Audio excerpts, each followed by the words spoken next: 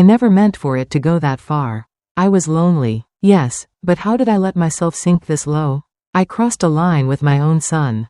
And now I can't look him in the eye, or myself in the mirror.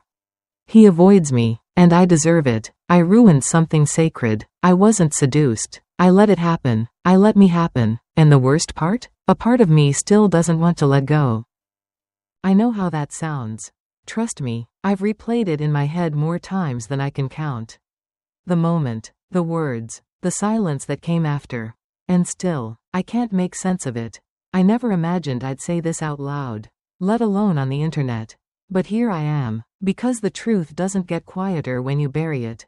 It just waits. I'm not proud of what happened.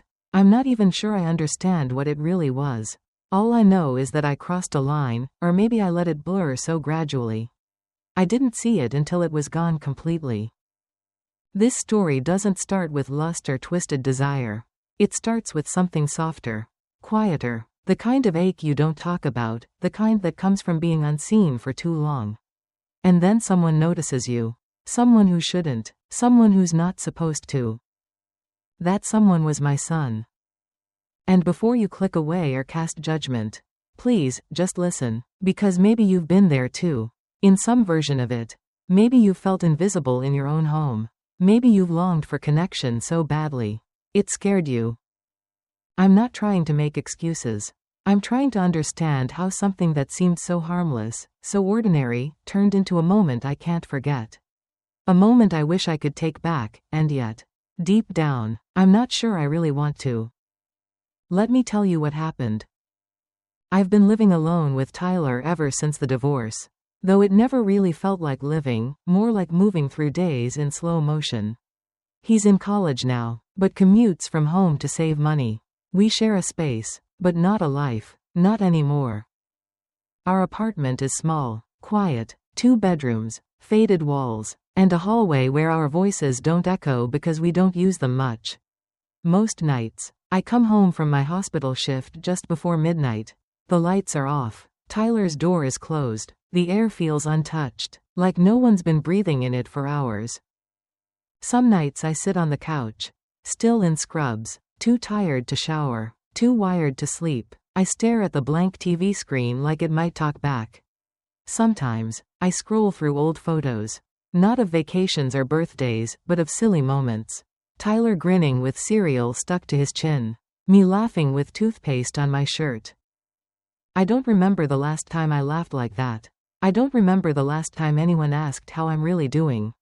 The truth is, I think I stopped asking myself, too. Until all of this started. Tyler's always been a quiet kid. Thoughtful, observant, the kind of boy who never needed to be the loudest in the room to be noticed. When he was little, he used to follow me from room to room like a shadow. I'd hum while folding laundry, and he'd hum with me. Back then, it felt like we were connected by something invisible, some quiet thread that only we understood. But threads stretch, and sometimes, they fray. Ever since he turned 20, something in him pulled back. Not cold, not distant, just different. He started spending more time in his room. Earbuds in, eyes somewhere far away even when he was home. I told myself it was normal. He's growing up. He's building his own space. I wanted to respect that. Still, there were moments, little things. The way he'd pause at the kitchen door before walking in. The way his eyes lingered just a second too long when I reached up to grab a mug or when my sweater slipped off one shoulder. He never said anything, neither did I, but something hung in the air between us, not tension exactly. Not discomfort, just awareness. And I noticed myself softening, wearing my hair down more, putting on lip balm before he got home. At first, I told myself it was just routine, habit, self-care. But deep down, I knew. There's a difference between being seen and being looked at. And Tyler had started looking. It started on a Sunday afternoon. I'd spent the morning cleaning, scrubbing the kitchen floor on my hands and knees, wiping down shelves I hadn't touched in months. My lower back ached in that dull, pulsing way that makes you forget how to sit comfortably. I leaned against the counter, pressing my hand into the sore spot.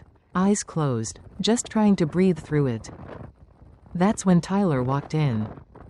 He paused in the doorway, holding a water bottle, still flushed from his run. "You okay?" he asked. I laughed softly, trying to brush it off. Just old bones acting up. He tilted his head, hesitated, then said, "Want me to help?" I blinked. "Help?" "With your back," he said. "I could try to work it out." I should have said no. I meant to say no. But the pain was real. And his voice was gentle, so steady, so calm, so I nodded. He set the bottle down, came behind me. His hands were warm, unsure at first, just 2 palms pressing into my lower back, slowly circling over the ache. I let out a breath I didn't realize I was holding. And then something shifted. The way his thumbs moved, firmer now, the silence around us, stretching thin, my body relaxed, but my mind didn't. I became acutely aware of everything, his breath behind me, the faint tremble in his fingers, the way my skin responded, not with fear, but something closer to electricity. Neither of us said a word. But in that moment, something unspoken passed between us. And I knew. This wasn't just about my back anymore. After that day, something shifted. We didn't talk about the massage. We didn't need to. It became one of those strange, suspended moments that hangs in the air long after it ends, never spoken. But never forgotten. The next few days were quiet, but charged. I'd catch Tyler glancing at me over dinner, his gaze quickly darting away when I looked up. There was nothing inappropriate, nothing you could point to and say, "This is wrong." But the air between us had thickened, like we were both trying to breathe through something we didn't have words for. Then came the moment I knew we'd crossed something invisible. It was late. I was in the living room, sitting on the rug, folding laundry. Tyler walked in from the kitchen, shirtless, towel slung around his neck. His hair was damp from a shower. His skin still warm, flushed. He didn't look at me right away, just moved to grab something from the couch. But as he passed, he paused. I didn't move, neither did he. And then, in a voice barely above a whisper, he asked, "Do you want me to help your back again?" It wasn't the words, it was the tone. Soft, careful, intimate. My chest tightened. I nodded, just once. He sat behind me, legs crossed, hands steady as they found the same sore spot again. But this time, his touch was slower, more intentional. My eyes fluttered shut before I could stop them. Then, in the quietest breath, he whispered near my ear, "You feel different when I touch you." I froze. But I didn't stop him. And that's what scared me most. Because a part of me didn't want to. The next time it happened, I told myself it was harmless. He'd just gotten home from class, his shoulders tense, rubbing the back of his neck as he tossed his backpack down. I was already in the living room, sitting with a cup of tea, the same eucalyptus oil still on the side table from last time. He didn't ask. He just looked at me, then at the bottle. And I nodded.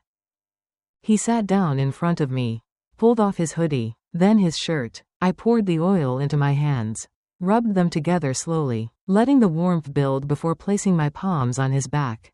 The moment my skin met his, I felt it again, that strange electric hum between us. I worked across his shoulders, slower this time. His breathing was steady, deeper. His muscles, tight at first, began to melt beneath my touch. And as my fingers moved lower, I heard it, a quiet sound from his throat.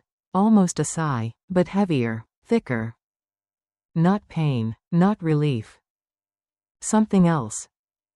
He shifted slightly, leaning into me, and I should have stopped. I should have said something, redirected, pulled away, but instead, my hands lingered, traced lines I had no business memorizing. And in that silence, thick with intention, I realized how far we'd gone from where we started. Then he whispered again, voice barely audible, "You don't even know what you're doing to me." And I froze. Not because I was shocked, but because I did know. I knew exactly what I was doing. And I still didn't stop. I didn't sleep that night. I lay in bed staring at the ceiling. Sheets tangled around my legs. Heart racing like I'd run miles without moving. Tyler's room was quiet. No footsteps. No music through the wall. Just silence, thick and unyielding. I replayed everything. The way his voice had trembled. The heat of his skin beneath my hands. The weight of what wasn't said, but felt. My stomach churned with a guilt so heavy it made it hard to breathe. I wasn't his girlfriend. I wasn't some stranger. I was his mother. His mother. But my body didn't feel like it belonged to that role anymore. I hated that. I hated that when I closed my eyes, I could still feel the curve of his back under my palms. That I remembered how his breath had changed, how mine had. Too, I hated that a part of me hadn't wanted it to stop. The next morning, I avoided him. I stayed in my room longer than usual. Waited until I heard the front door close before creeping out to make coffee. The oil bottle was still on the side table, the cap half twisted off. I stared at it like it might accuse me. I tucked it away in the bathroom cabinet. Shoved it behind the aspirin and cough drops like hiding it might undo what had happened. But nothing was undone. Something had cracked open between us, and no matter how tightly I shut every door, I could feel it leaking through the walls. And maybe the worst part? A small, shameful voice inside me whispered, "You'll let it happen again." And I didn't know if I had the strength to argue with it. The days that followed blurred together, but not in a peaceful way. More like a quiet storm you can't outrun, no matter how slowly you move. I tried to go back to normal, whatever normal even meant. I cooked dinner. I did laundry. I asked about Tyler's classes with a smile that barely reached my eyes. He answered like always, polite, careful, but his voice held something beneath it now. A softness, a pull, and I felt myself leaning toward it even as I begged myself to pull away. I started paying attention to everything, how close we stood in the kitchen. How long our hands brushed when passing a plate. How often we both found excuses to be in the living room at the same time. And the worst part? I didn't hate it. I hated that I didn't hate it. I would lie awake at night, curled in my bed like a child, hands clenched under the covers, replaying every second of his whisper, every second of my silence. I told myself it meant nothing, that we hadn't crossed any real lines. But my body knew better, and so did his. The guilt was constant. It moved with me, brushed its fingers across my shoulders when I sat alone. Whispers echoed in my head, "What's wrong with you? Why didn't you stop it?" But there was another voice, quieter, more dangerous. It asked, "What if you don't want to stop?" I'd catch myself lingering in the mirror, brushing my hair a little slower, picking tops that fell off one shoulder, choosing softness over coverage. It wasn't deliberate, or at least, that's what I told myself. But every time I saw him glance, just once, just enough, something in me lit up. And I hated that, too. Because I wasn't just afraid of what we were becoming. I was afraid of how much I needed to feel it. I tried to pretend nothing had changed. I moved through my routines like they still meant something, folded towels, watered plants, answered work emails I didn't care about. Tyler did the same. We didn't speak of that moment, or the words he whispered, or the way I hadn't pulled away. But the air between us had shifted. It was in the way he paused when I entered a room. The way his eyes lingered for a breath too long before looking away. It was in me, too, how I stood a little closer when we talked. How I hesitated just slightly when brushing past him. I told myself it was nothing, that we'd move past it. But it followed me everywhere. In the silence of the kitchen. In the way I dressed, soft sweaters, loose necklines, subtle things I never thought twice about before. I caught myself applying lip balm before he got home, fixing my hair, and when I saw him glance, I didn't look away. I hated the way it made me feel, seen, wanted, alive in a way I hadn't felt in years. And yet, I hated myself more for needing it. At night, I lay awake questioning everything. Was I imagining it? Was he? Or were we both quietly slipping past a line neither of us knew how to redraw? The guilt was constant. But so was the ache underneath it. And that terrified me more than anything. Tyler started avoiding me. Not in a loud or obvious way, just little things. He stopped lingering in the kitchen. He left earlier for class. The quiet moments we used to share, the unspoken space we somehow filled together, were gone. He barely met my eyes anymore. And when he did, it felt guarded, like he was trying to forget something he couldn't unsee. At first, I thought I imagined it, but then I noticed the oil bottle was gone from the living room table. I found it tucked away beneath the sink, behind the cleaning supplies, like he couldn't bear to look at it, like it said too much. I wanted to talk to him, to say something, anything, but the words never came. What would I even say? Sorry I let you touch me like that? Sorry I didn't stop you? Or worse, sorry I wanted it, too? Then one morning, I walked into the kitchen and saw it. A folded piece of paper on the table. No name, just a short line in his handwriting. I'm sorry, I didn't mean to make things weird. That was it. No explanation, no confrontation, just quiet guilt, laid bare. I stood there, staring at those words, heart pounding, because I knew what he meant. And I knew what he didn't say. And the worst part? I didn't know if I felt relief or heartbreak. Maybe both. Because whatever we had, whatever we almost had, was gone now. And in its place was something colder, something lonelier. The silence had returned. But now, it had weight. And it knew our names. Since that day, we haven't spoken about it. Not a word, not a glance that lasted long enough to mean anything. He goes about his life. I go about mine. The routine has returned, but it's emptier now, like we're acting out the parts we're supposed to play. Hoping no one notices the cracks in the stage beneath us. I tried to erase it, to pretend it didn't happen. But the memory doesn't fade. It lingers in the smallest things. The faint smell of eucalyptus. The shape of his handwriting. The echo of his voice saying words I'll never forget.